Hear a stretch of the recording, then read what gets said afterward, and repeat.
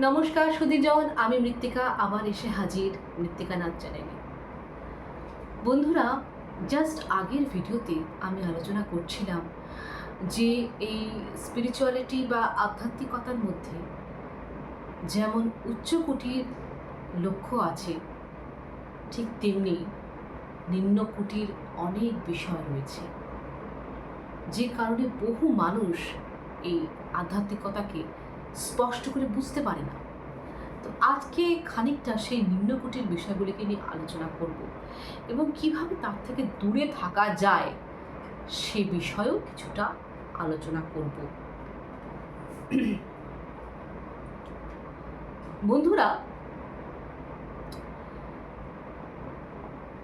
তন্ত্র আধ্যাত্মিকতার একটি পার্ট।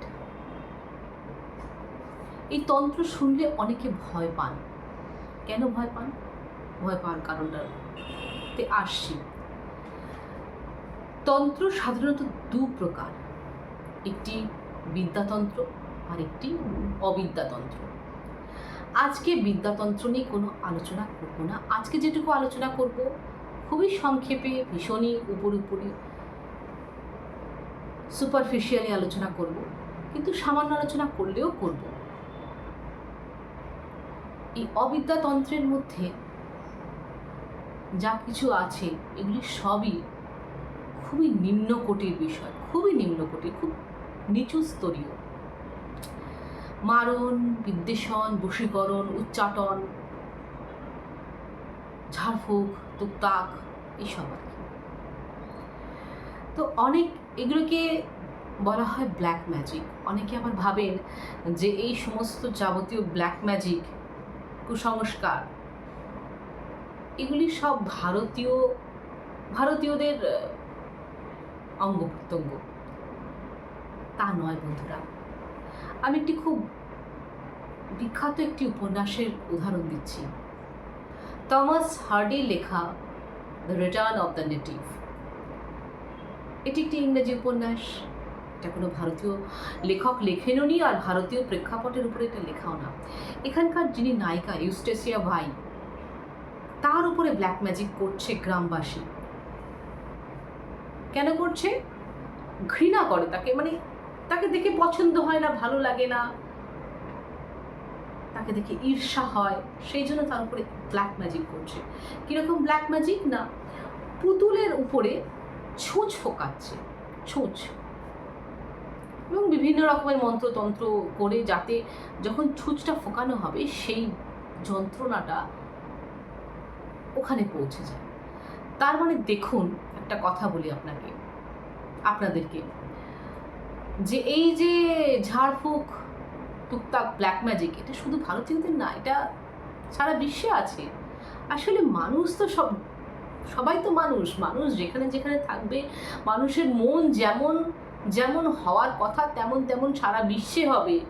উচ্চকোটির মানুষ উচ্চকোটির মতোই হবে, নিম্নকোটির মানুষ নিম্নকোটির মতোই হবে। এর সাথে ভারতীয় অভারতীয় কোনো সম্পর্ক নেই। এবার আসছি যে ওই অবিদ্যাতন্ত্রের কথা। এই যে মারণ, উচ্চাটন, বশীকরণ, ঝাড়ফুঁক, এগুলো কি আদৌ হয়? উত্তর দুটোই, হ্যাঁ হয়, না হয় না, দুটোই উত্তর। কীরকম উত্তর আমি বলছি? হ্যাঁ হয়, প্রথমত হয়, সব আছে এগুলি। মারণ, বিদ্বেষণ, উচ্চাটন, বশীকরণ, এগুলি আছে। এগুলি অবিদ্যাতন্ত্রে একদম জলভাতের মতন ব্যাপার, এবং এখন তো এগুলি অনেকেই জানেন, এবং সামান্য কিছু টাকা দিয়ে এগুলো জাস্ট কারোর সাথে শত্রুতা হচ্ছে, ব্যাস মানুষের উপর প্রয়োগ করে দিচ্ছে। কর্মফলের সূত্রকে সম্পূর্ণ রকম ভুলে গিয়ে, কারণ এটা তারা ভাবছেন যে আমি এখন প্রয়োগ করে দিচ্ছি, বা ভালোই হচ্ছে, ওর খারাপ হয়ে যাবে। আরে ওর খারাপ করে তোমার কিছু ভালো হবে না। ওর খারাপ হোক বা না হোক, তুমি যখন করলে তোমার খারাপ হওয়াটা বাধা হয়ে গেল। তো প্রথমত এগুলো করা যায়, এগুলো হয়, হ্যাঁ হয়।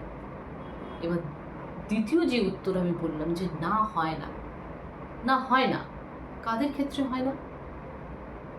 যাদের আভা মণ্ডল অত্যন্ত প্রোটেক্টেড, অত্যন্ত শক্তিশালী আভা মণ্ডল, তাদের ক্ষেত্রে কখনোই কোনো অবিদ্যাতন্ত্র কুতন্ত্র কাজ করবে না। কারোর পাঠানো কোনো বাণে সে বিদ্ধ হবে না, বরং যে বাণ মারবে এই আউটার ওয়ার্ল্ড থেকে সেটা ছিটকে গিয়ে যে মারছে তার গায়ে লাগবে, বুমেরাং হয়ে যাবে। বিষয়টা এরকমই।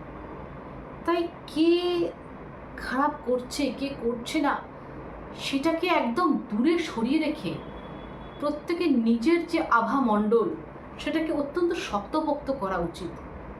তাহলে কারোর দ্বারাই কোনো ক্ষতি করা সম্ভব নয়, বরং যার মনে সামান্য ক্ষতি উদ্ভব হবে সে নিজেই এত ক্ষতিগ্রস্ত কিছুদিনের মধ্যে হয়ে যাবে যে পরবর্তীকালে সেই সমস্ত খারাপ পথ থেকে আপনা আপনিই সরে আসবে। তো বন্ধুরা, এই ছিল আমার আজকের ভিডিওটি কেমন লাগলো অবশ্যই জানাবেন। সকলে ভালো থাকবেন। নমস্কার।